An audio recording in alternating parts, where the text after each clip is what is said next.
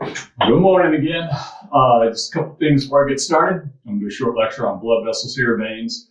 Make sure you're reading the chapters in your book. I think it's 19 and 20 is what we've been working on, heart, blood vessels, because these lectures aren't going to do it in their entirety. They're too short. Can't make them much bigger. Too hard to upload them.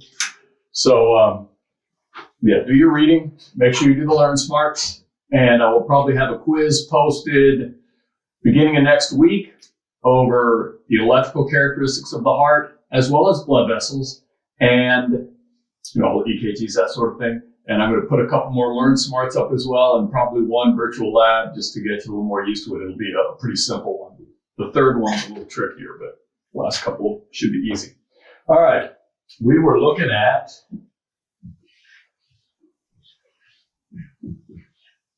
veins.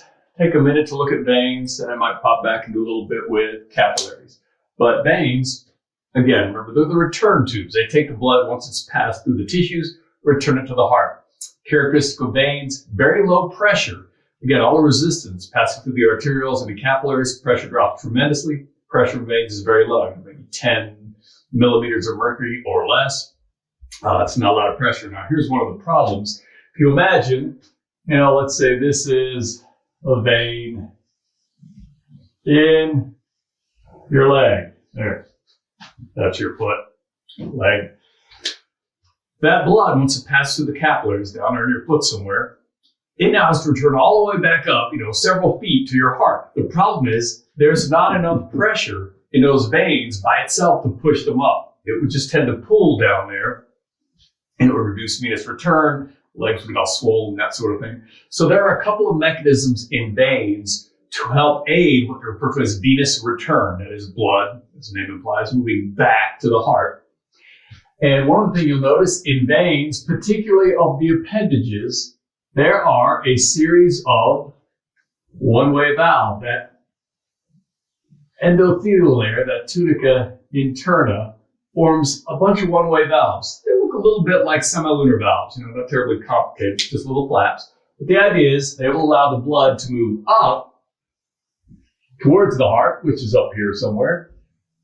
If the blood tries to go backwards, the valves will close and it can't backflow. Now, the valves by themselves will not help push the blood to the heart. They don't do anything. They just kind of sit there, right, passively. They'll allow the blood to go up, but they don't push it up. They just won't let it go back down. So in addition to these venous valves, the position of the veins is kind of important, because out here, imagine these things are skeletal muscles. Your veins are located between bundles of skeletal muscle or bundles of skeletal muscle and the bones. Now we know when skeletal muscles contract, they get shorter. When they get shorter, they also get fatter. So kind of imagine where this vein is. When this muscle contracts, it pushes out and it squeezes that vein like compressed right here. Look at squashed. That skeletal muscle contracts, squeezes on the blood, and of course what that's going to do, it's going to push the blood up because it can't go back down because of the valves. Then, when those muscles relax, the blood can't fall back into that spot, again, because the valves will prevent it, so more blood will come up from lower down in the appendages, the foot in this example. They refer to these as skeletal muscle pumps. They aid in venous return. So just normal walking movements, or even when you stand still, you're not really still, you kind of shift your weight back and forth. That's actually helping, it's like an accessory pump, pushing the blood back up to your heart. That's why, in something like a parade, military parade uniforms, like when the folks have to stand really still, like honor guards, they're not supposed to move at all, not supposed to twitch. If you stand completely still, depending on conditions, your health, the weather, the environment, if you're not using those skeletal muscle pumps, the blood can pull in your legs, and eventually you'll see some of their eyes kind of roll open their head, and they just kind of collapse. So that movement is necessary to aid venous return. And again, these veins are primarily in the veins of the appendages. The valves are in the veins of the appendages. Now, another thing to note, you might have noticed this in lab, there's a lot more veins than our arteries. Like, going out in the arm, what'd you have? Well, maxillary artery, what was coming back? Cephalic, axillary vein. There's a lot more veins. And part of the reason for that is, let me go over here a bit, because the pressure is so low in your veins, just sitting down, you might squash some of the veins. Well, you don't want to prevent the blood from moving back. So what you have in veins, I'll just do real short here. Imagine these are 3 veins like coming up from your legs. You know, they may have valves in them. There we go. Veins have a lot of cross connections. They call them anastomoses. What that means is this vein over here, I'm going to call it 1, 2, and 3. You'll have connections between, you know, vein 1 and 2, vein 3 and 1.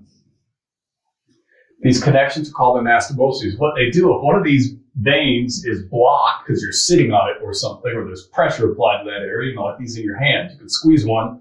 It doesn't have much of an impact because the blood can bypass that blockage. It's like all those superficial veins in that one ugly model we have in the lab. So now, if this vein is blocked, blood can find another pathway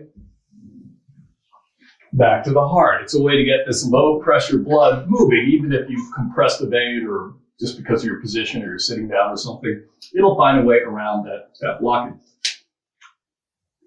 That's also why, you know, when you do bypass surgery, you know, when we look at those coronary arteries, if they get blockages in them, they'll bypass it. What they literally do is take one of the veins out of your leg. It's often that great saphenous vein I think they used to use. They'll cut it out, and then that's what they use to bypass the blockage in the coronary arteries. They splice it in like the aorta and then pass the blockage in the coronary artery. What about your leg now? You've lost a vein. Again, if you lose one of these, you can bypass it. The blood that was coming up this vein, say the great saphenous, will find another pathway to get back to the heart. So that's just a little short video on the veins. Again, make sure you read this stuff in the text because I'm not getting enough of the details down. Just don't have time. Can't get enough videos. I'm going to do one more on blood vessels. I might take just a couple of minutes, few minutes to do some capillary exchange real quick. And then I'm going to call it quits with the blood vessels. I'll do a real short lecture on some of the physical characteristics of the blood. We'll look at its oxygen carrying role when we look at the respiratory system. So just a little bit on its viscosity and its basic makeup. And that'll be it for the circulatory system. We'll be starting on the respiratory system, you know, basically at the end of the week. Take care. Alrighty, this is just a diagram that's way prettier than mine, showing you kind of diagrammatically the arrangement of those valves in a vein. So what they're showing you here, this is a vein, couple groups of skeletal muscle. This valve is closed, so it would prevent backflow. Feet would be down here somewhere. Heart's up here. When the skeletal muscle contracts, it squeezes that vein a little bit. It pushes the blood up, so it goes through that open valve. Can't go down because that one closes. Then, when the muscle relaxes, more blood will come up from below. All right, this is another slide from your PowerPoint. I didn't mention it in my previous lecture, but one of the functions of veins, other than just returning blood back to the heart, look at this whole pie chart right here. Most of the blood in your circulatory system at any given time is in your veins.